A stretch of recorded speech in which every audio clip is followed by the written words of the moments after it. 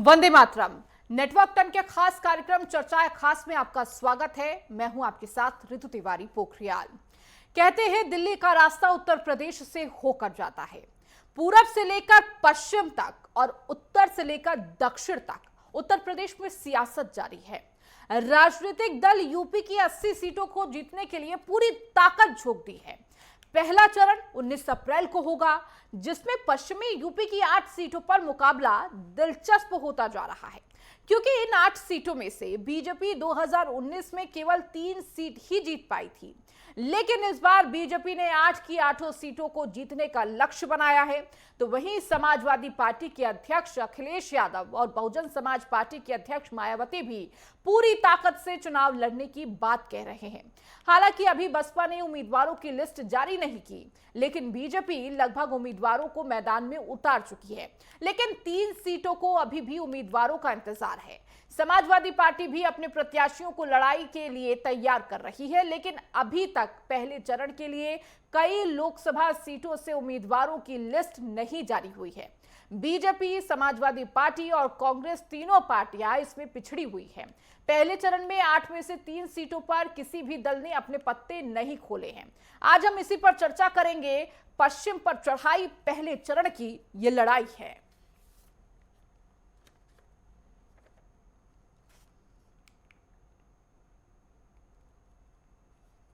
तो हमारे साथ खास मेहमान भी जुड़ेंगे और आपको बताते चले कि नॉमिनेशन की जो प्रक्रिया है वो आज से शुरू हो चुकी है। 27 तारीख तक नामांकन करना है और अभी तक 8 सीटें जो उत्तर प्रदेश के पहले चरण में आने वाली हैं, उनमें से 3 सीटों पर ना बीजेपी ने अपना पत्ता खोला, ना समाजवादी पार्टी ने, ना कांग्रेस ने, ना बसपा ने।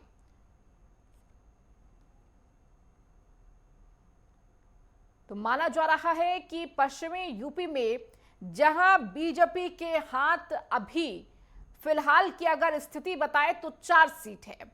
अगर 2019 का रिजल्ट बताते हैं तो तब बसपा और समाजवादी पार्टी ने साथ में चुनाव लड़ा था। इस दौरान बसपा को 3 सीटें, समाजवादी पार्टी को 2 सीटें और बीजेपी को 3 सीटें हासिल हुई थी। तो हमारे साथ खास मेहमान भी जुड़ चुके हैं। राघवेंद्र सिंह भाजपा प्रवक्ता हमारे साथ जुड़ चुके हैं, अभिषेक वाजपेयी सपा प्रवक्ता हमारे साथ जुड़ चुके हैं, रोहित अग्रवाल आरएलडी प्रवक्ता हमारे साथ जुड़ चुके हैं। इसके साथ ही प्रभात त्रिपाठी वरिष्ठ पत्रकार हमारे साथ जुड़ चुके हैं। आप चारों का बहुत स्वागत है। शुरुआत में प्रभात जी आपके साथ करूंगी, क्योंकि जो पश्चिमी की लड़ाई है वो सभी के लिए इस बार चुनौती भरा रहने वाला है।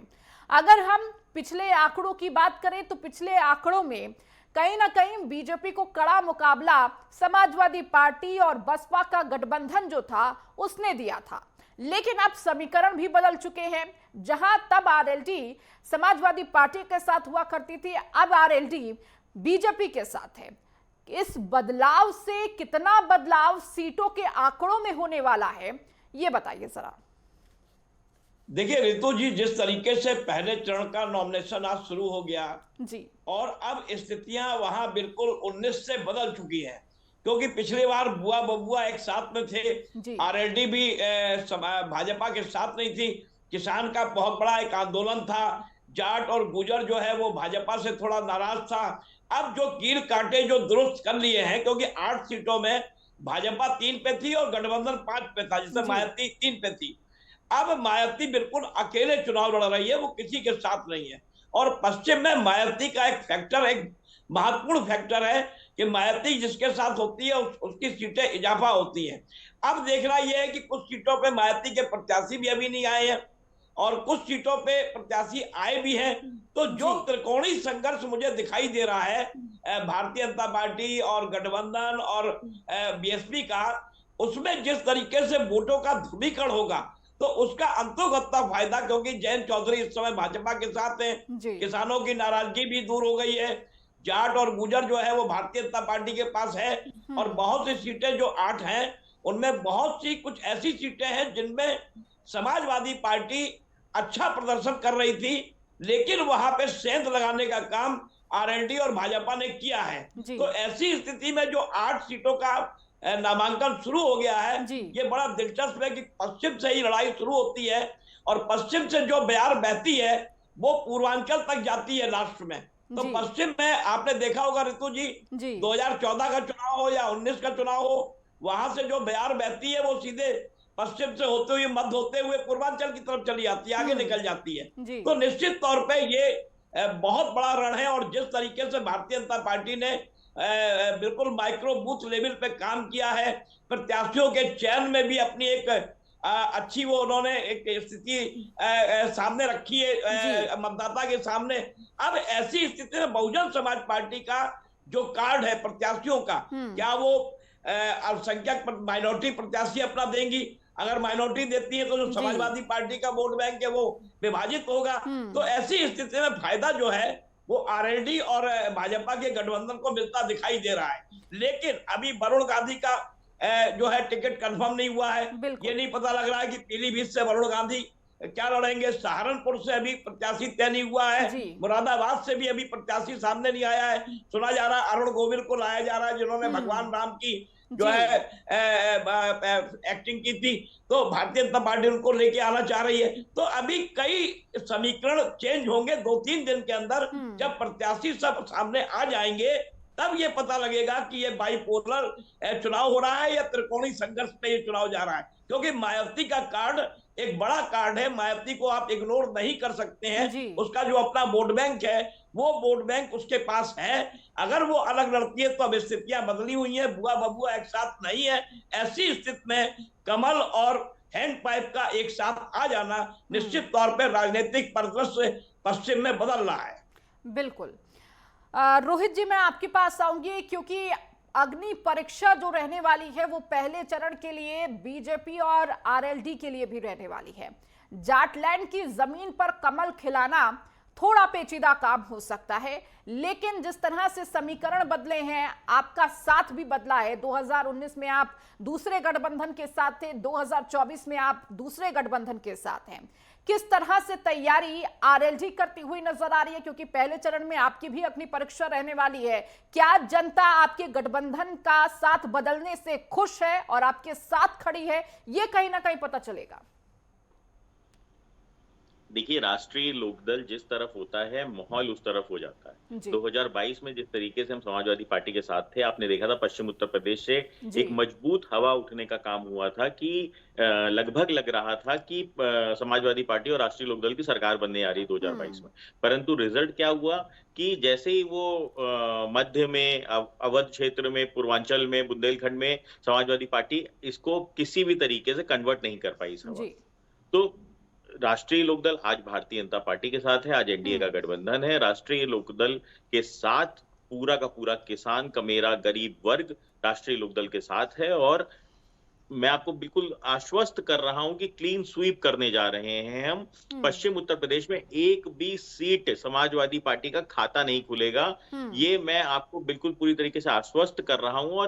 और ये आपको कहीं चुनाव दिखाई पड़ रहा है मैदान पे, कहीं आपको लग रहा है कि चुनाव है, आज से नॉमिनेशन प्रक्रिया भी शुरू हो गई है, कहीं आपको दिख रहा है कि विपक्ष तैयार है। विपक्ष ना तो मुद्दे हैं उनके पास, वो सिर्फ अनर्गल बातों के ऊपर बात कर रहा है और वो कहीं ना कहीं चाय कॉफी पार्टियां करवाने के काम कर रहा है। अभी तक उनका गठबंधन भी तय नहीं है कि गठबंधन इनका किसके साथ है, किसके साथ नहीं है, कौन से राज्य में है, कौन से राज्य में नहीं है। चुनाव शुरू हो चुका है, आपका गठबंधन नहीं तय है, आपकी सीटें नहीं तय है, आपका उम्मीदवार नहीं तय है। तो ऐसी स्थिति में आप क्या चुनाव लड़ रहे हो? मतलब आप जनता को सिर्फ आप लुभाने का काम कर रहे हो। आप विपक्ष तो पहले ही हार मान चुका है, तो इसलिए कहीं चुनाव है नहीं। यहाँ पे जो एक नारा आया है मोदी जी की तरफ से, अब की बार 400 पार, और जो एक योगी जी का विजन है कि यूपी के अंदर 80 के 80 पार, उत्तर प्रदेश के अंदर विपक्ष खाता नहीं खोलने जा रहा है। जिस तरीके से आपने समाजवादी पार्टी और कांग्रेस का गठबंधन देखा है, आज पल्लवी पटेल जी ने भी अपनी लिस्ट निकाल दी। उन्होंने कहा साहब हमारा कोई गठबंधन नहीं है।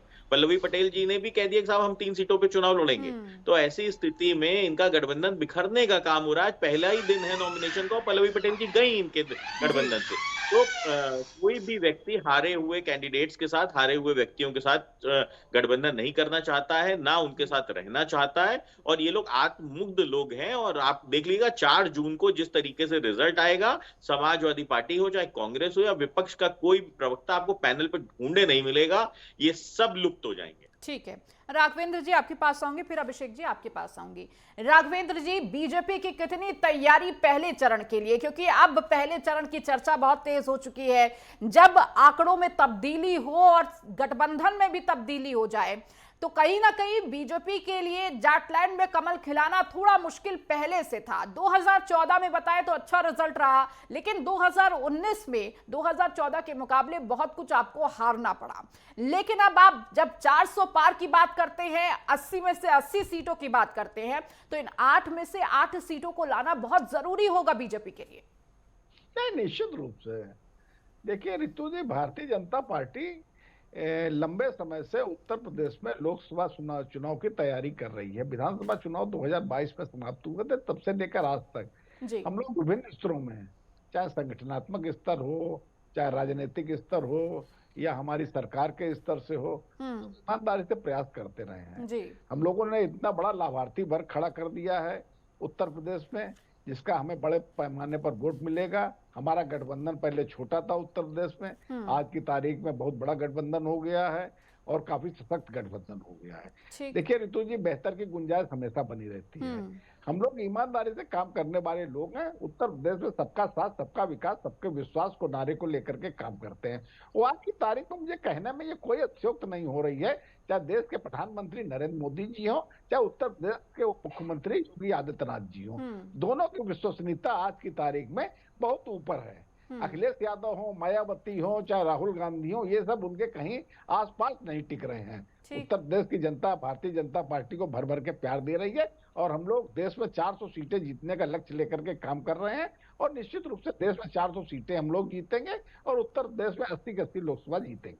ठीक है, अगर राघवेंद्र जी एक सवाल और है, क्योंकि अगर हम पिछले आंकड़ों की बात करते हैं तो 2019 के अगर आंकड़ों को देखें तो आपका सीधा मुकाबला समाजवादी पार्टी से ज्यादा बीएसपी से नजर आया है, क्योंकि आपके पास 4 सीटें हैं अभी। अगर रामपुर में उपचुनाव हुए जिस तरीके से, उसके बाद आपके पास 4 सीटें हो गई हैं, लेकिन सीधे तौर पर बहन जी ने आपको सीधी टक्कर दी है। लेकिन अब साथ बदल गया है, बहन जी अकेले चुनाव लड़ रही हैं, दूसरी तरफ कांग्रेस भी समाजवादी पार्टी के साथ हो गया है। तो कहीं ना कहीं ये मुकाबला, जिस तरह से समीकरण बदल रहे हैं, इसमें बीजेपी का नुकसान हो सकता है। नहीं रितु जी, भारतीय जनता पार्टी किसी को हराने के लिए चुनाव नहीं लड़ती है, खुद जीतने के लिए चुनाव लड़ती है। हम लोग नकारात्मक राजनीति में विश्वास नहीं करते हैं। आज की तारीख में भारतीय जनता पार्टी के उत्तर प्रदेश में 5.5 दर्जन सांसद है। मायावती की आज की तारीख में क्या स्थिति है, अखिलेश यादव की क्या स्थिति है, राहुल गांधी की क्या स्थिति है, ये तीनों बिल्कुल हाशिए में। वास्तविकता ये है, मैं ये कहना चाहता हूं, युद्ध लड़ने से पहले ये सभी लोग हथियार डाले हुए हैं। कांग्रेस को उत्तर प्रदेश में प्रत्याशी नहीं मिल रहे हैं जी, समाजवादी पार्टी को लड़ने के लिए प्रत्याशी नहीं मिल रहे हैं। मायावती जी क्या कर रही है वो उत्तर प्रदेश की जनता देख ही रही है। भारतीय जनता पार्टी निश्चित रूप से 80 की 80 लोकसभा जीतने का लक्ष्य लेकर के काम कर रही है और परिणाम उसी के आसपास आए। ठीक है अभिषेक जी, अब मैं आपके पास आऊंगी, क्योंकि आरोप भी बहुत लग चुके हैं कि कहीं मैदान में विपक्ष नजर नहीं आ रहा है। जिस तरह से बीजेपी गठबंधन अपने तौर पर जो तैयारियां हैं वो कहीं ना कहीं पहले से नजर आ रही हैं, और दोगुनी गति से जब से चुनाव का ऐलान हुआ है उस गति से भी सक्रियता भी दिखाई दे रही है। लेकिन अगर समाजवादी पार्टी और कांग्रेस की बात करें तो आपके गठबंधन की वो सक्रियता नजर नहीं आ रही है। अब जब हम 8 सीटों की बात करते हैं, 8 सीटों में पिछले आंकड़ों की मैं बार बार बात कर रही हूं, क्योंकि आप जब बसपा के साथ थे तो फायदा कहीं ना कहीं बसपा को हुआ था, लेकिन अब जब आप कांग्रेस के साथ हैं तो क्या जनता आपको वही भरोसा दे पाएगी पश्चिमी यूपी में? धन्यवाद रितु जी, क्या आपने इतनी बड़ी बात कही तो सिर्फ इतना ही कहूंगा, मतलबी रिश्तों की बस इतनी सी कहानी है, मतलबी रिश्तों की बस इतनी सी कहानी है, अच्छे वक्त में मेरी खूबियां और बुरे वक्त में मेरी कमियां गिनानी है। जाहिर सी बात है, और देखिए जनता अपना प्यार और विश्वास उसने हमेशा दिया है और वो आगे भी देगी। अभी हमारे भाई रोहित जी ने कहा कि पूरे का पूरा किसान इनके साथ है, सभी वर्ग इनके साथ हैं। मुझे लगता है 2019 इनको याद नहीं है शायद किस तरीके से जनता जनार्दन में ये तो कैसे पटकनी इनको दी थी और कैसे इनको आईना दिखाया था, ये शायद भूल गए। उस समय पसीना पोंछते हुए बाहर आए थे, तो उस पर भी याद होगा, मैं उस पर खैर नहीं जाऊंगा। और जो आपने प्रश्न किया जी। अभी बात, क्योंकि जब लोकसभा की बात चल रही थी तो हमारे भाई ने एक बात कही कि प्रत्याशी नहीं है, ये नहीं है, वो नहीं है, लेकिन समझना हमको इस चीज को पड़ेगा, अगर प्रत्याशी नहीं है किसके पास, अपनी शायद बात कर रहे थे, क्योंकि इनके पास तो लोग छोड़ करके जो टिकट दे रहे थे वो लोग ही टिकट दे करके इनको वापस जा रहे हैं। कुछ लोगों ने तो संन्यास ले लिया, कहा कि भैया हमको नहीं लड़ना है चुनाव अब तो। ये इनके यहाँ पे स्थिति है। अभी आदरणीय प्रधानमंत्री जी ने एक रैली की थी जी, एक जगह पे रैली की थी, और वहां पे एक बड़े ही प्रतिष्ठित व्यक्ति जिनके ऊपर पॉक्सो एक्ट लगा हुआ था, 17 साल की बच्ची के से रेप की घटना को अंजाम अगर उसके ऊपर FIR भी दर्ज हुआ था, बड़ा मीडिया ने बढ़ चढ़ कर दिखाया था। प्रधानमंत्री जी ने सोचिए मंच साझा किया ऐसे व्यक्ति के साथ जिसके गुणगान राघवेंद्र जी कर रहे हैं और जिसका गुणगान रोहित भाई कर रहे हैं। और उसके बाद जब गठबंधन की बात आती है, कौन सी बात आप करना चाहते हैं, हर जगह पे तो आपकी कहीं पे कोई इज्जत तो रह नहीं गई है। प्रधानमंत्री जी ने मंच से बोला कि मैं भारत की अर्थव्यवस्था जो है, GDP वगैरह जो है, दुनिया की तीसरे नंबर की बनने जा रही है। और जब एक आंकड़ा आया तो मेरे पास है the top 30 richest country in Asia में GDP की है जो 2023 के हिसाब से, ये देख मैं दिखा दे रहा हूं, 30वें नंबर पे है, 30वें नंबर पे। कौन सी बात करना चाहते हैं? जो कर्जा 57 लाख करोड़ रुपए का था, 205 लाख करोड़ रुपए करके भी आप अभी आज भी आपकी आंखें नहीं खुली हुई हैं।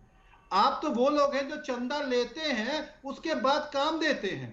आप वही लोग हैं जो कहते हैं, नारा देते हैं कि फला पार्टी ही मुक्त भारतवर्ष करना है, और उन्हीं, आपके पास तो चेहरा नहीं, इसका मतलब आप उन्हीं लोगों को लेकर के अपनी पार्टी में आ गए हैं, उन्हीं लोगों से आप चुनाव लड़वाना चाह रहे हैं। कौन सी बात करना चाहते हैं? इसका मतलब कि आपके पास कोई नीति और नियत नहीं है। इस चीज को देखना पड़ेगा, समझना पड़ेगा। जनता जनार्दन सब देख रही है, उसका आने वाले टाइम पे जवाब भी मिलेगा। और जो आपका प्रश्न था कि प्रत्याशियों की बात, देखिए आने वाले टाइम पे आपको यह भी पता चल जाएगा, क्योंकि प्रत्याशी सारे तैयार हैं।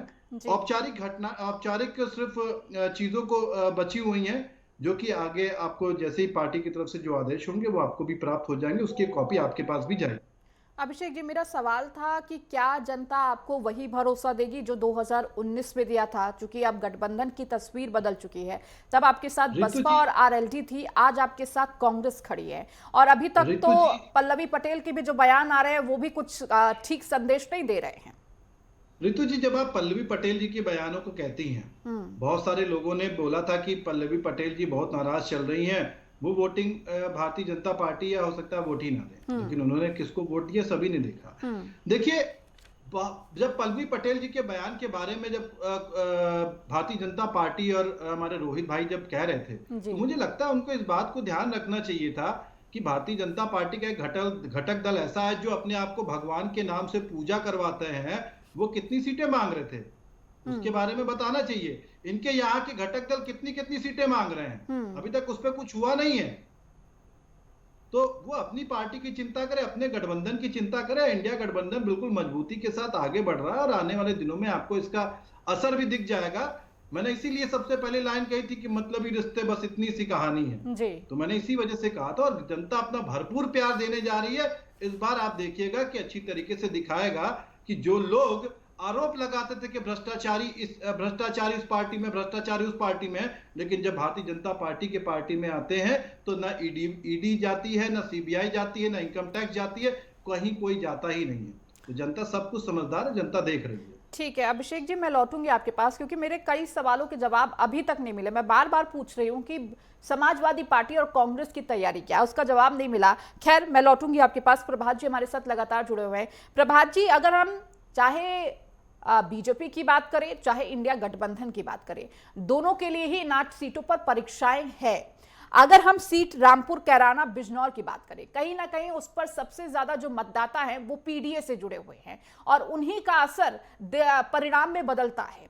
तो कहीं ना कहीं समाजवादी पार्टी जो पीडीए को लेकर चल रही है, उनके लिए यह परीक्षा होगी कि पीडीए सच में उन पर भरोसा करता है या नहीं करता है। दूसरी तरफ अगर जाटलैंड जमीन की बात करें तो वहां पर बीजेपी के लिए बहुत कठिन रहने वाला है, क्योंकि कहीं ना कहीं यह भी कहा जा रहा है कि किसानों की नाराजगी है, आरएलडी से भी नजर आ रही है कि उन्होंने गठबंधन का साथ छोड़कर दूसरा साथ क्यों थामा।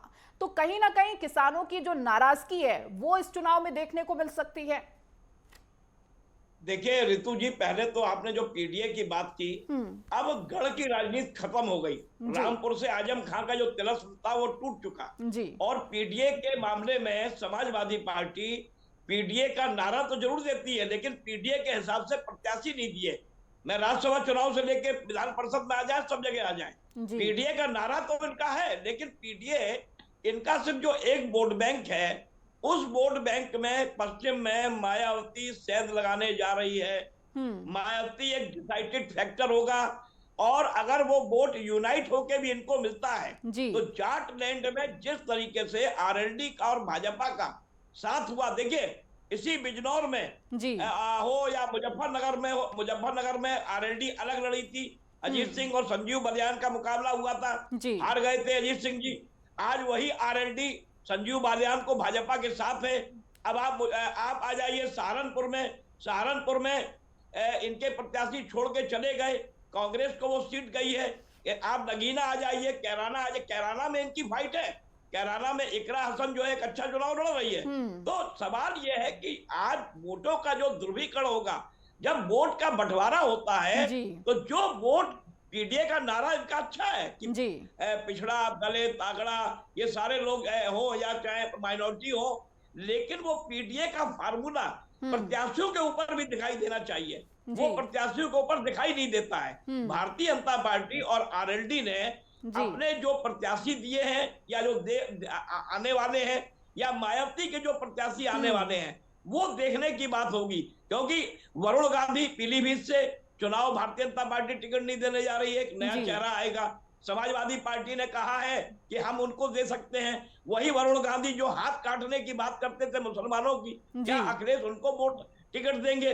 तो ये सवाल ये है कि राजनीति में पश्चिम का जो रण है, जो आपने किसानों की बात कही, किसानों को सबसे अधिक गन्ना मूल्य मिल रहा है, किसानों का 100% भुगतान हो गया है, गन्ना मूल्य बढ़ा दिया गया है, किसानों की नाराजगी रितु जी समाप्त हो गई है एक तरीके से। और मैं ये मानता हूं कि जाटलैंड में बहुत बढ़िया होमवर्क भारतीय जनता पार्टी ने आरएलडी के साथ कर लिया है, और वो होमवर्क एक परीक्षा शुरू हो गई है। वो परिणाम जब अंक मिलेंगे तो आपको भी पता लगेगा, प्रदेश की जनता को भी, कि पूर्वांचल से जो बयार बही है वो आगे पश्चिम से जो बही है वो पूर्वांचल तक जाएगी, मत होते हुए भी जाएगी। तो मेरा ये मानना है कि विपक्ष के लिए बहुत कुछ खोने के लिए है। सत्ता पक्ष की 3 सीटें थी, अगर वो 3 से 5 हो जाती हैं या 7 हो जाती हैं तो उनको पाने के लिए बहुत कुछ है। तो विपक्ष अपनी सीटें बचाए, बुआ बबुआ अपनी सीटें बचाएं, क्योंकि 5 सीटें उनको मिली थी। तो ये जो पूरा परिदृश्य है, विपक्ष पूरी तरीके से कमजोर है उत्तर प्रदेश के अंदर। भले वो अपना दावा करे, भले वो अपनी बातें कहे, अपने मुद्दे गिनाए, लेकिन जब मतदान के समय जब वोट पड़ेगा तो जनता देख रही है डेवलपमेंट, जनता देख रही है कानून व्यवस्था, जनता देख रही है विकास, योगी राज, बुलडोजर बाबा का जो एक कानून व्यवस्था है वो देख रही है, उसमें वोट पड़ेगा। रोहित जी, मैं आपके पास आऊं, राष्ट्रीय परिदृश्य का चुनाव है। ठीक है प्रभात जी। रोहित जी, बिजनौर की अगर बात करें तो बिजनौर में अगर पिछले आंकड़ों की बात करें, उस पर बीएसपी का कब्जा था। कहीं ना कहीं क्या आपको लग रहा है सीधे तौर पर लड़ाई बीएसपी से हो सकती है या फिर इंडिया गठबंधन से? देखिए, बिजनौर की जो सीट थी वो बिल्कुल बीएसपी का कब्जा कहना मुझे लगता है थोड़ा गलत होगा, क्योंकि 2019 में जो हमारा गठबंधन था वो समाजवादी पार्टी, राष्ट्रीय लोकदल और बीएसपी का गठबंधन था। उसके ऊपर गठबंधन के अंदर आप सीट जीते थे, तो गठबंधन के अंदर आपको राष्ट्रीय लोकदल का वोट भी ट्रांसफर हुआ था, जिस कारण से आप सीट जीते थे। आप देखिए, बीएसपी के ज्यादातर सांसद जो जीत के आए थे वो लगभग शायद 4 या 5 सांसद जीत के आए थे, वो पश्चिम उत्तर प्रदेश से होते थे, जहां पे प्रभाव रखता था राष्ट्रीय लोकदल। तो ऐसी स्थिति पे जब राष्ट्रीय लोकदल आपके गठबंधन से अलग हो चुका है और बीएसपी भी अब समाजवादी पार्टी से भी अलग हो चुकी है, तो ऐसी स्थिति में एक पूरा नया समीकरण होगा। बिजनौर सीट पहले भी राष्ट्रीय लोकदल के पास रही है और राष्ट्रीय लोकदल ही इस चुनाव के अंदर एनडीए गठबंधन के अंदर जीतने जा रहा है बिजनौर सीट। और बिजनौर और बागपत में तो कोई लड़ाई नहीं है, हम तो बात कर रहे हैं पश्चिम उत्तर प्रदेश की सारी 27 सीटें एनडीए गठबंधन जीतने जा रहा है। इसमें कहीं कोई दो राय नहीं है। आप मुझसे चुनाव के बाद 4 जून को मैं एक कनेक्ट कर लीजिएगा और आप खुद रिजल्ट देख लीजिएगा कि पूरी तरीके से शून्य होने जा रहा है विपक्ष। और विपक्ष अपनी हार आज ही मान चुका है। उसके पास सिवाय बहानों के, चुनाव आयोग के बहाने, किसी और चीज के बहाने, इसके अलावा उनके पास ना मुद्दे हैं, ना नीति है, ना नियत है। आप ये सोचिए ना, जब गांधी परिवार चुनाव लड़ने से भाग गया उत्तर प्रदेश से, कांग्रेस की स्थिति ये है कि वो अमेठी और रायबरेली में अपना कैंडिडेट नहीं घोषित कर पा रहे हैं। अखिलेश यादव जी चुनाव लड़ने से मना कर चुके हैं, लगभग तय है कि अखिलेश यादव जी चुनाव नहीं लड़ने जा रहे हैं। तो ऐसी स्थिति में जब प्रमुख ही लोग ये मान चुके हैं कि भाई अगर हम चुनाव लड़ेंगे तो क्या हमारी दशा होने जा रही है, तो आपको लगता है कोई कार्यकर्ता अपना खून पसीना लगा के इनके यहाँ से चुनाव लड़ने आ रहा है? ये लोग सुखवार लोग होते हैं, इनको जनता से कोई मतलब नहीं है। जनता से इनका कनेक्ट पूरी तरीके से खत्म हो चुका है। ये कोई चुनाव नहीं है, ये सिर्फ और सिर्फ एक लोकतांत्रिक प्रक्रिया है जिसके अंदर ये एनडीए गठबंधन जा रहा है, जो कि 400 पार रोकना चाहूंगी धारा जो है वो चरितार्थ करके दिखा। ठीक है, आप सभी का बहुत शुक्रिया इस चर्चा में जुड़ने के लिए। तो पश्चिम पर सबकी नजर है, 8 सीटें यहां पर है, लेकिन इन 8 सीटों का जो समीकरण है वो कहीं ना कहीं अब बदल चुका है। पहले रिजल्ट की बात की जाए तो कहीं ना कहीं समाजवादी पार्टी और बसपा का साथ फायदेमंद साबित हुआ था, लेकिन अब आरएलडी का साथ बीजेपी को है। लेकिन क्या जाट लैंड की जमीन पर बीजेपी कमल खिला पाएगी, 8 की 8 सीटें कब्जा कर पाएगी? क्योंकि लक्ष्य है 80 में से 80 का। दूसरी तरफ विपक्ष भी अपने तमाम दावे ठोक रहा है, लेकिन 4 जून को ही पता चलेगा आखिर लोकसभा चुनाव में जनता ने किस पर भरोसा किया है। फिलहाल इस चर्चा को यहीं विराम देती हूं। नेटवर्क 10 पर खबरों का सिलसिला लगातार जारी है। जय हिंद।